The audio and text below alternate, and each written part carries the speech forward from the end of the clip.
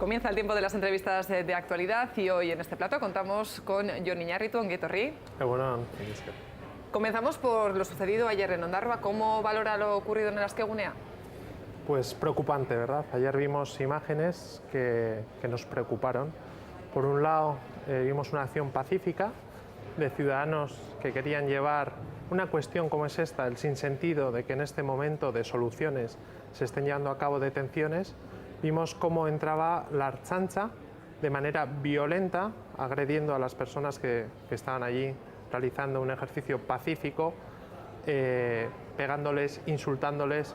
Creemos que el PNV debe hacer una reflexión sobre qué modelo policial quiere y a ver si ante acciones pacíficas hay que responder de esta manera tan violenta. Sin embargo, la respuesta de Íñigo Urkullu ayer mismo era que la izquierda abertzale estaba tensionando la situación. ¿Qué le respondería? Es un sinsentido, porque cuando se está claramente viendo una acción pacífica que lo único que quiere llevar es una injusticia que sea tema de debate en la sociedad, ver una respuesta tan violenta por parte de la policía. ¿Qué estaba haciendo acaso la Ertzaintza? Estaba calmando a la sociedad con esa actitud. Creemos que hay que reflexionar, todos y todas tenemos responsabilidades y en este momento hay que fomentar el diálogo para que situaciones como las que vimos ayer no se vuelvan a repetir en otras acciones que se desarrollarán en el futuro, porque recordemos que hay 200 personas a la espera de ser detenidas, mayormente por haber tomado parte en actividades políticas y meramente políticas.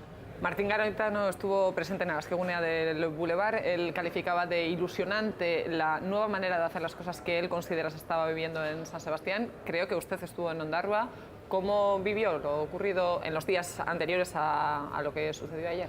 De igual manera.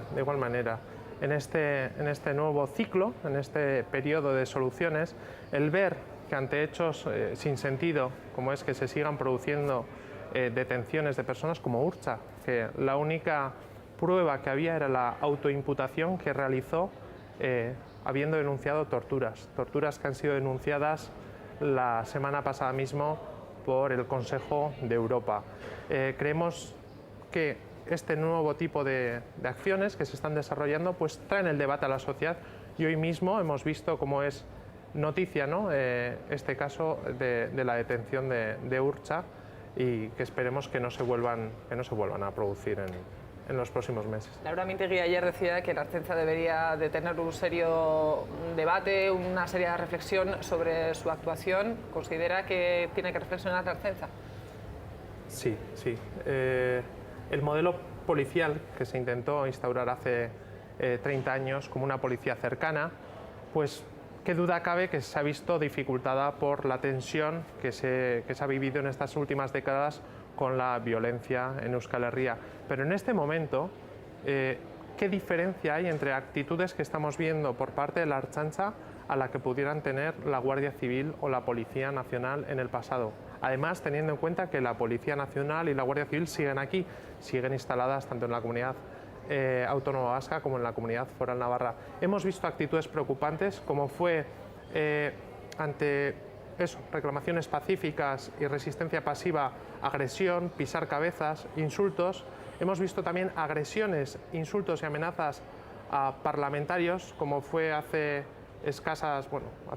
ya más de un año al parlamentario Mikel Basabe, agredido gratuitamente por estar participando en una huelga. Hemos visto ayer las amenazas que realizaban a parlamentarios vascos.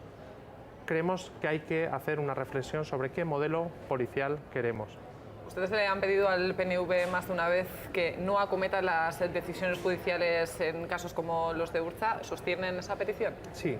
Creemos que ante estas decisiones injustas y que la sociedad vasca reclama posicionamientos a favor de la paz, creemos que ha llegado el momento también de pasar a la desobediencia o al pase foral, como es conocido también aquí en Euskal Herria. Creemos que hay que ir por esa vía. Si el Partido Nacionalista Vasco no está dispuesto, por lo menos que no actúe de manera violenta su policía cuando la envía hacia actos pacíficos. Sin embargo, la respuesta a esa petición que ustedes hacen de Íñigo Urkullu ha sido que esas decisiones hay que acometerlas y que además en estas situaciones lo que se está provocando es un despilfarro del gasto público al tener que realizar este tipo de actuaciones. Sí, ese argumento es un argumento que no tiene respuesta, porque la decisión de enviar ese nivel de fuerzas policiales es una decisión técnica tomada por su Departamento de Seguridad, y será él el que tenga que responder ante eso. Hoy en el Parlamento Vasco es noticia que el Partido Popular ha llevado esa petición para que se debata el término de presos políticos. El Partido Popular dice que no existen los presos políticos. ¿Cuál es su respuesta? Bien, yo creo que el Partido Popular lo que está intentando es desviar la atención del debate, no entrar a lo importante. Por supuesto que hay presos políticos. Ahí tenemos a todos los encausados del caso Bateragune, empezando por Arnaldo Otegi, por Rafa, por Miren, por Jatín. Respecto al calificativo de presos políticos, además, no es una elección meramente nuestra. Amnistía Internacional también califica a los presos políticos de esa manera, por lo cual creemos que eso es un debate que no tiene ningún sentido y lo único que intenta es desviar la atención. Sin embargo, ayer José Antonio Pastor, que acudía a este mismo plato, él también repetía que los presos políticos no existen. UPyD parece que va en la misma línea. ¿Cree que puede haber acuerdo? No lo sé. Cada cual que califique como quiera a los presos. Sí es cierto que no es solamente un tema polémico aquí en Euskal Herria. En Irlanda del Norte también supuso un tema de debate y acordaron entre todas las partes que a los presos del IRA les iban a llamar presos que han cometido delitos de motivación política. El Sinn Féin seguía llamando a los presos del IRA presos políticos, y el resto de fuerzas lo llamaban presos que han cometido delitos de motivación política. Llámasele como se quiera, pero lo que hay que hacer es avanzar en este nuevo tiempo y no quedarse en debates que no llevan a ninguna parte. En tema de pacificación, al menos sí parece que hay más sintonía entre el PNV y el PSE. En materia económica, ¿cree que finalmente acabará habiendo acuerdo? No lo sé. El Partido Nacionalista Vasco está intentando buscar algún socio para llevar adelante sus planes. A nosotros, aunque ahora se ha invitado a una mesa, ya nos dejó a un lado cuando dijo que quería favorecer un acuerdo de estabilidad de autogobierno junto con el PP y junto con el PSOE. Es cierto que esa no es la demanda que, según todos los estudios sociológicos, las encuestas demandan sus votantes, pero bueno, si es la decisión de Urkullu, pues a ver si encuentra algún socio. Como usted decía, las encuestas sí que apuntan a que una mayoría de la sociedad euskaldun, una mayoría de la sociedad vasca, prefiere un acuerdo entre fuerzas abertzales. ¿Por qué no es posible ese entendimiento? Bien, nosotros desde el primer día dijimos que estábamos dispuestos a hablar, a dialogar con unos mínimos ante esta situación de crisis tal como eran en política fiscal, en paralizar los recortes, en si hacía falta tirar del endeudamiento público para salir de esta situación y, como no, un pacto sobre la creación de empleo. Estamos dispuestos al diálogo y se lo repetimos una y otra vez que estamos abiertos a negociar. La reforma fiscal parece que va a ser uno de los puntos que sí va a estar sobre la mesa en esos 6 puntos de estabilidad. ¿En qué difieren la reforma fiscal que impulsa el PNV y la reforma fiscal que le gustaría a Euskal Herria Bildu? Nosotros partimos de parámetros más sociales, de mayor progresividad. Entonces, esperamos alcanzar un acuerdo en base a eso, a que sean más lógicos en este momento de crisis y que quien más tiene, más pague. Hablamos de manera más general de la actual situación económica. Ayer sabíamos que Europa sigue en recesión y ya vive la recesión más larga de su historia, año y medio ya en recesión. La eurozona, ¿qué debe hacer para salir de esa recesión en la que se encuentra? Mientras se sigan aplicando medidas de austeridad, no tendremos resultados diferentes. Así se han visto en todos los estados en los que se han aplicado estas medidas impulsadas desde la Troika. Nos llevan al mismo camino, más en este estado que vemos en el estado español, 6.200.000 parados en este momento. Es una situación de Estado fallido prácticamente, y si se aplican las mismas recetas que se han aplicado en el Estado español, estados como el francés, pues vamos a ver cómo esta crisis se va a ir multiplicando de la misma manera por todo el resto de Estados miembros. Sin embargo, en Europa sí que parece que empiezan a escucharse con algo más de fuerza esas voces que empiezan a pedir el cambio de esas políticas de austeridad a las que usted apuntaba. ¿Cuáles deberían de ser concretamente las primeras medidas que desde Euskal Herria Bildu considera que se deberían hacer para empezar en el camino del crecimiento económico? No, hay que fomentar el crédito. Aquí tenemos el caso de Kutxabank, ¿no? Hay que fomentar el crédito tanto a las personas físicas como a las jurídicas. Hay que fomentar también ayudas a las empresas en investigación y en desarrollo. Hay que crear empleo social desde esa base, y hay que también rescatar a las personas, ¿no? Hay situaciones que estamos viviendo en este estado con un 21% de personas en la pobreza, y hay que rescatarles. En temas de viviendas, en temas sociales, hay que impulsar el estado de bienestar en definitiva. Ustedes le han pedido más de una vez a Iñigo Urkullu que deje de lado esas políticas de esclavitud hacia lo que le piden desde Madrid. Usted, que trabaja en Madrid con Amaiur, ¿cree que verdaderamente tiene margen para ser independiente? Sí, hay que tomar, en la medida que se puedan, hay que tomar decisiones aquí y para aquí. Tenemos unos resultados y una sociedad y un tejido industrial y una situación económica que es diversa, y no se pueden aplicar las mismas soluciones para la Comunidad Valenciana o para la Comunidad Autónoma Vasca. Eso lo tenemos claro, y por eso le pedimos que actúe desde aquí y para aquí, y abierto, ¿no? Cuando nos llama a tres formaciones, 4 incluyendo el Partido Nacionalista Vasco, a una mesa, decimos que bien, está bien hablar en una mesa, pero también ese debate hay que abrirlo a la sociedad y a los agentes sociales y sindicales, porque ante esta situación de tal crisis hay que fomentar las relaciones y ver qué propone cada agente y cada sindicato. Sindicatos que han llamado a la huelga general el próximo 30 en Euskadi. ¿Considera que la huelga general sigue siendo un modelo efectivo de protesta? Por supuesto. En este momento que estamos con unas medidas que nos llevan a mayor aumento de la crisis, hay que decir basta, y por eso desde Amaiur nos hemos sumado a la huelga, Amaiur y H. Bildu nos hemos sumado a la huelga que han llamado la mayoría sindical vasca. Vamos a analizar la situación actual de Amaiur en Madrid. Finalmente se han quedado sin un grupo propio. Era una decisión que finalmente se ratificaba hace poco. ¿Esperaban que esa situación cambiara? ¿Tenían esperanza de que finalmente les dieran la razón y tuvieran un grupo propio? Teníamos la esperanza, claro está, porque desde el primer momento que llegamos a Madrid, el mismo presidente de la Cámara nos indicó que nos íbamos a quedar sin grupo por una decisión política y meramente política. Ante esa injusticia presentamos un recurso al Tribunal Constitucional, y un año más tarde nos han enviado una notificación que ocupa un párrafo diciendo que no admiten a trámite nuestro recurso.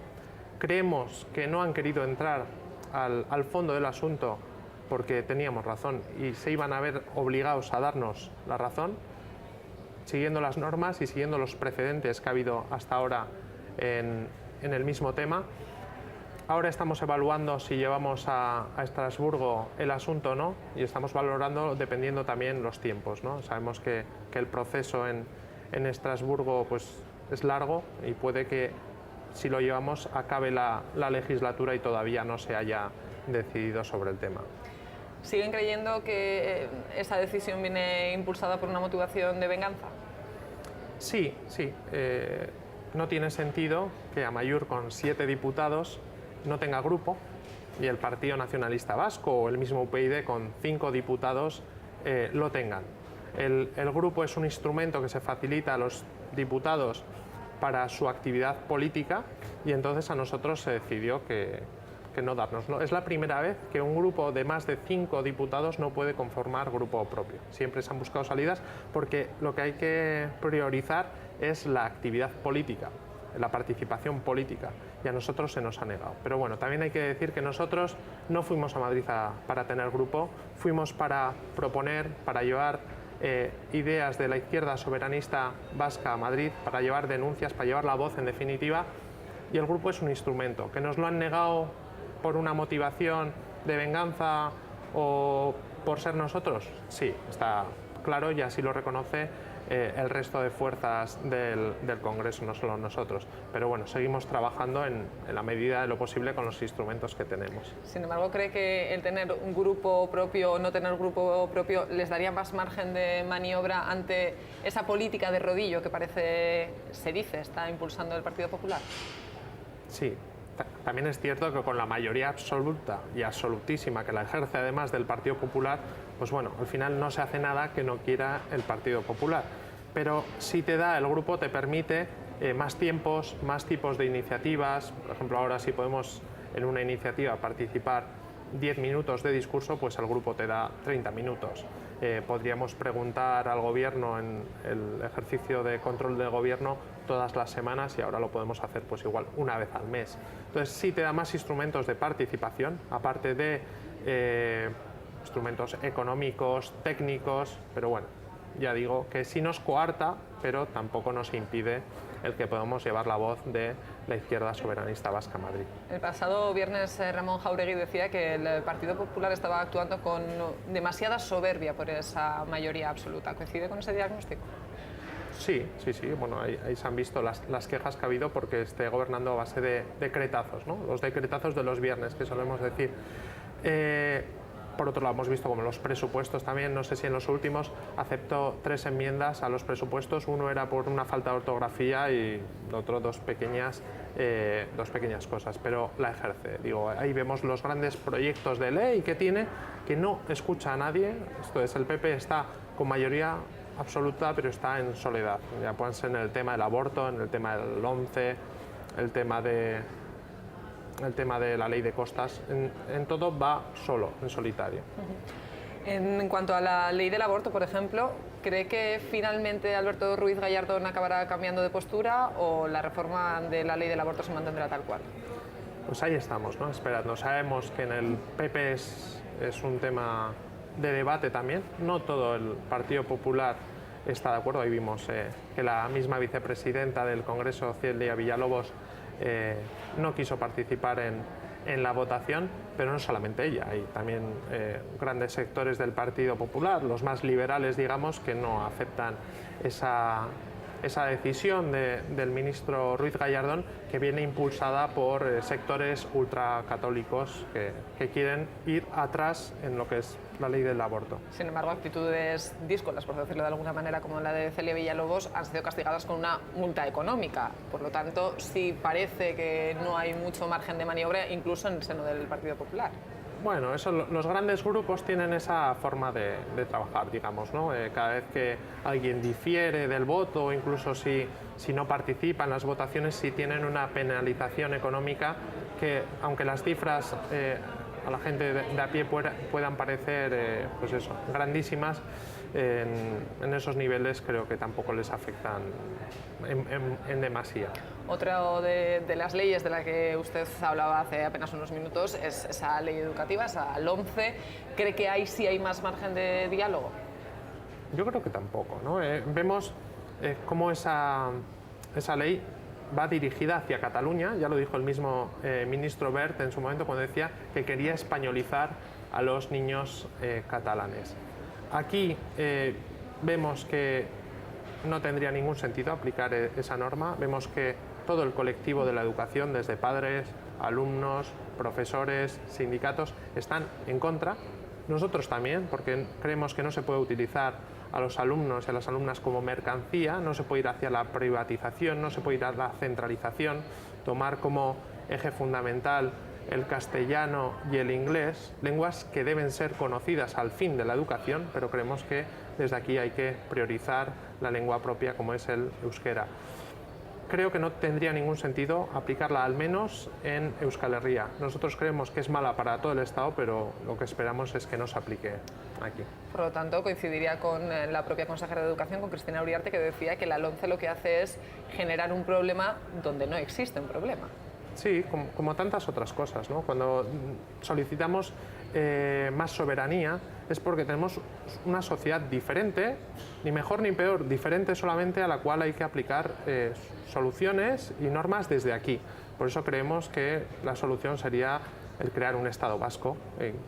Ante imposiciones y normas como esta que nos llevan a peor, pues lo que proponemos es ir a mejor, evolucionar y dotarnos de un sistema institucional, constitucional propio para poder ser un Estado en la Unión Europea. En esa línea de intentar lograr la soberanía, ustedes junto con Esquerra y con Benega impulsaron esa petición de que en esta legislatura se reconociera el derecho a decisión.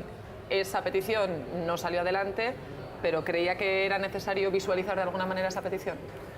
Sí, nosotros lo que hicimos es llevar un proyecto que han desarrollado varios profesores de Derecho Constitucional y Derecho Internacional Público a Madrid, que era un proyecto de ley diciendo que como el Reino de España ha firmado ya varios acuerdos internacionales en el cual reconoce el derecho de autodeterminación y como en la Carta Magna, en la Constitución, especifica que todos los tratados firmados por España son parte de su normativa, decíamos que no hacía falta un cambio constitucional, sino que se podía hacer una interpretación más acorde con el siglo XXI, con la Unión Europea, donde se está reconociendo este derecho a otras naciones, sea Groenlandia, ya sea Escocia, para aplicarlo también a las naciones históricas que están inmersas hoy en el Estado español. Ante esta propuesta de ley, la Mesa, con su mayoría absoluta del Partido Popular, nos la rechazó y dijo que para eso había que cambiar la Constitución. O sea, por un lado estaba entrando al fondo, que la Mesa no tiene por qué entrar al fondo de la propuesta, y por otro estaba ya diciendo que lo que había que hacer como solución, que era una opinión contraria a la nuestra. Ante esto hemos presentado una proposición no de ley, por lo cual, si el Partido Popular, desde su debilidad, lo que quería era impedir el debate, que ya ha salido en otras ocasiones, no lo va a impedir, y llevamos las fuerzas soberanistas de Galicia, de Cataluña y de Euskal Herria, llevamos esta propuesta a debate y bueno, esperemos que se debata con tranquilidad y sosiego y a ver si por fin se reconoce el principio democrático, ese derecho a decidir de las sociedades, de los demos que quieren ejercer ese derecho y decidir libremente su futuro. En esa petición, en esa dirección está también Cataluña. ¿Cree que finalmente habrá referéndum en Cataluña?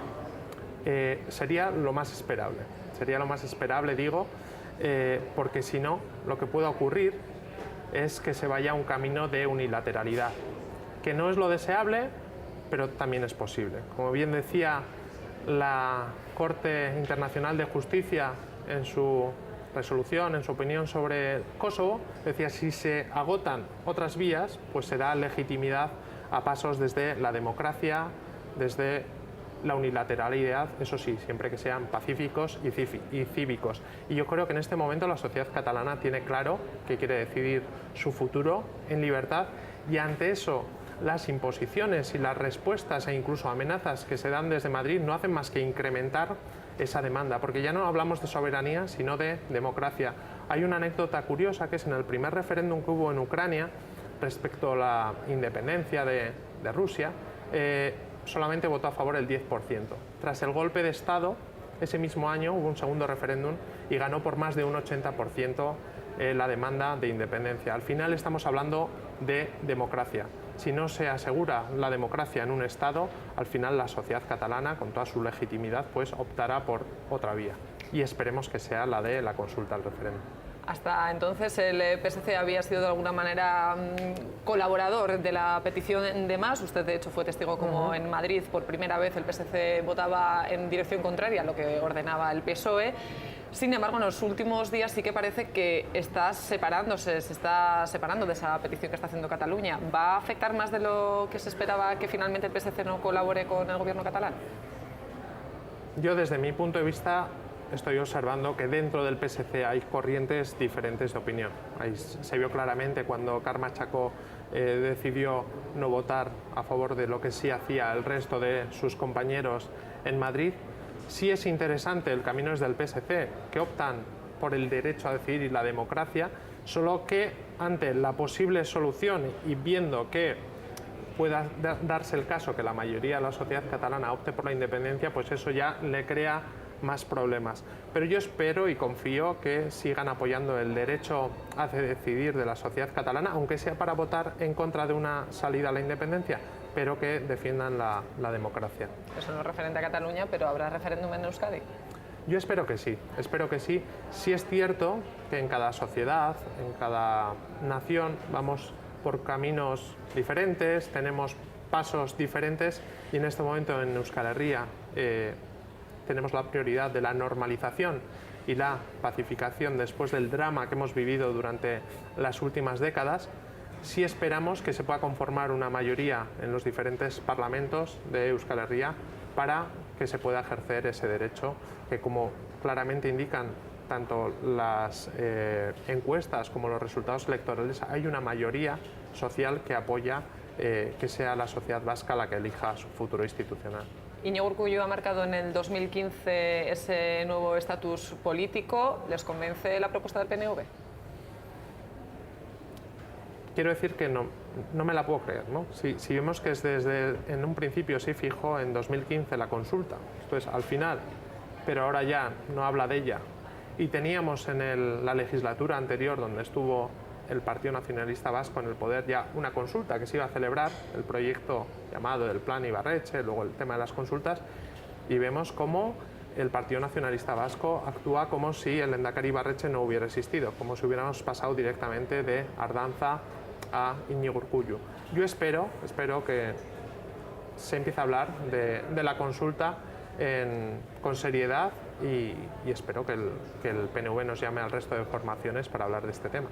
En ese proceso de pacificación al que hacía usted referencia, la izquierda abertzale ha insistido una y otra vez que los cambios en la política penitenciaria han de ser uno de los temas que tiene que estar ya sobre la mesa. Desde Madrid, ¿usted cree que hay receptividad hacia un cambio posible en la política penitenciaria? No, desgraciadamente, como hemos visto, están bloqueados. El Partido Popular está bloqueado y bloqueando, que es peor, ¿no? Hemos visto cómo no han movido ficha en este tema y además, cuando han podido, han incluso recurrido a la decisión de la Corte Europea de Derechos Humanos con respecto a la doctrina Parot, que conoceremos el resultado en los próximos meses. Entonces, esperamos que a partir de ahí se puedan dar pasos, como le solicita la mayoría social vasca, le han solicitado los parlamentos vasco y navarro, le solicita la comunidad internacional y la lógica. Entonces, estamos a la espera, pero en este momento, por desgracia, el PP no está dando ningún paso en esta materia. Pero, por ejemplo, ¿cómo interpreta la decisión del Tribunal Constitucional en torno a Valentín Lasarte? Bien, ahí vemos que la Administración, el Gobierno se había comprometido con los presos de la llamada vía Nanclares, de Langraiz, y vemos cómo había paralizado otra vez todo. Entonces, quería impulsar una vía que a la vez había paralizado por completo.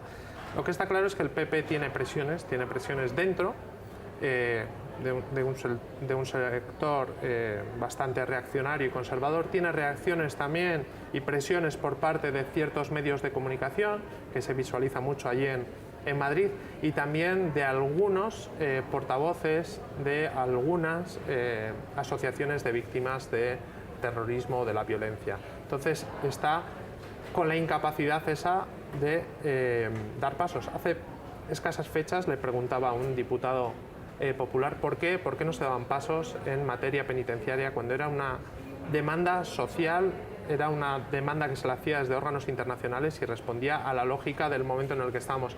La respuesta fue no nos interesa y además no podemos. Esto nos tiene que dar que pensar, ¿no?, en cómo está el asunto. Apenas nos quedan 2 minutos para acabar la entrevista, por lo tanto le quiero preguntar, cuando Amaiur llegó al Congreso de los Diputados, sí que había ciertas dudas sobre cuál iba a ser la actuación de Amaiur en el día a día. Incluso en el país se destacaba que Amaiur estaba mostrando mucha seriedad en los debates. ¿Se ha normalizado ya la presencia de Amaiur en el Congreso? Bien, nosotros desde el primer día dijimos que íbamos a Madrid a tomar parte en las iniciativas del Congreso, solamente que íbamos a tener una actuación diferenciada. Cuando decíamos diferenciada, solamente significaba pues que en ciertos asuntos no íbamos a tomar parte, como no tomamos parte, no votamos en iniciativas que no responden a los intereses o a las preocupaciones de Euskal Herria. Sí es cierto que cuando llegamos, alguno estaba, el mismo presidente nos dijo, yo no quiero líos, tal, pues tenía ese miedo de que fuéramos a liarla, ¿no?, entre comillas. Participamos como podemos, al no tener grupo, pero bueno, seguimos llevando la reivindicación de la mayoría social, soberanista y de izquierdas que hay en este país. Y en eso seguiremos. Jon Iñarritu, acabamos de llegar ya a la media hora de entrevista, que es el tiempo que tenemos. Me han quedado preguntas por hacerle, así que espero que tengamos la oportunidad de volver a hablar. Pues hasta cuando queráis, Mila esker. Por lo tanto, esto ha sido lo que hemos podido conversar en esta media hora de entrevista de actualidad. Volveremos mañana a la misma hora, ordura arte, egun ona izan, agur.